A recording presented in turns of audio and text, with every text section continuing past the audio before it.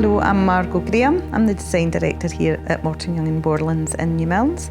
The first lace loom came here in 1874 after the Great Exhibition. Alexander Morton and Darvel had been there, saw a Nottingham lace loom and thought that's what we need up here. At that time, Flemish weavers had settled in the Irvine Valley, and they had small handlooms out the back doors, and they couldn't produce enough fabric for the requirements. So he thought, we've got the weaving skills, yeah, I'm going to get one of these looms. Well, it took years for them to actually build the loom. They got it working, they got the right cotton. The other reason for the looms working so well here is we've got a damp climate with the River Irvine running through the valley.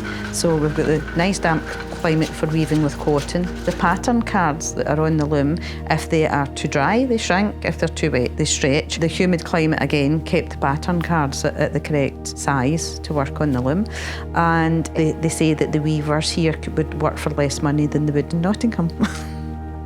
They produce lace, Nottingham lace, in 4 different qualities, 8, 10, 12 and 14 point, which are the number of vertical threads per inch. We also produce fabric called Madras here, which the proper name is Scotch Lino Gauze Weave, but you can imagine why they nicknamed it Madras as quick as they could, because it's such a mouthful. But it was because we exported so much to India. It's predominantly 100% cotton, so great for their climate. We are the only producers in the world now of this fabric. It is a crop phase fabric, which means where there's no design, the yarns float, and then we have a clipping machine which sucks up and cuts away all the floating threads to reveal the design underneath. It's completely different from designing any other types of fabric. A designer will come from an interior design company with an idea to us, and they would like it produced in our lace or our Madras fabric. We'll then work with them, sending them CAD drawings, etc. for approval before we will then sample the fabric on the loom, then send the samples to the customer. They'll approve the samples, and then we hope then they proceed with sending us an order for the fabric.